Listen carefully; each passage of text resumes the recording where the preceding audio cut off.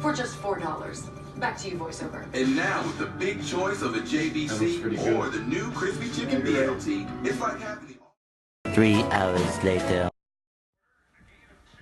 Yeah, is anyone getting hungry? I'm getting pretty hungry. Do you want to order something?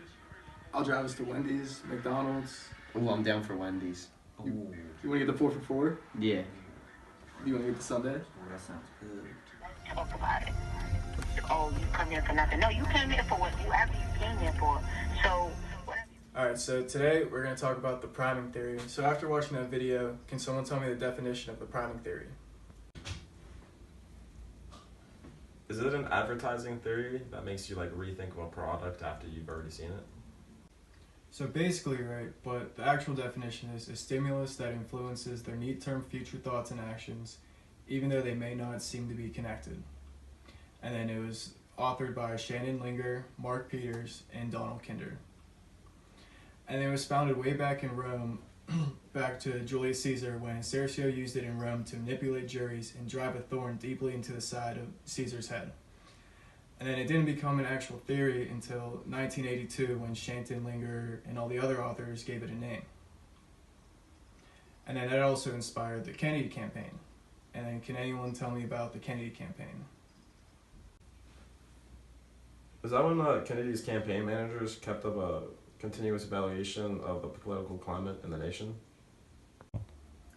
So basically at the end, all they did was study where they marketed the heaviest to where they marketed lesser, and saw how like it was effective throughout like all the other voters throughout the nation, like which states voted the heaviest for Kennedy and compared to his opponent.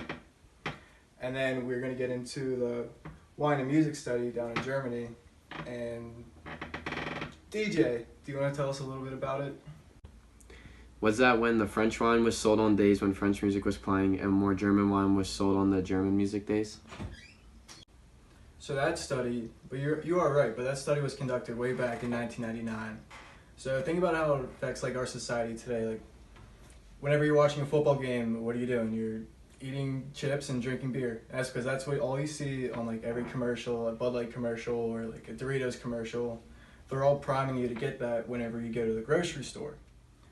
So how do you guys think the Wendy's commercials showed priming in today's society? It created an effective marketing strategy because it made the guys think back on a good 4 for $4 deal at Wendy's. So it looks like you were paying attention, but Derek should get off his phone and tell me about the third person effect. My fault. But isn't the third person effect when something affects us, but we just consider it to just be normal?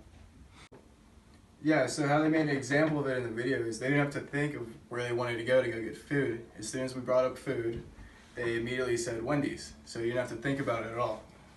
And now class, is there any questions?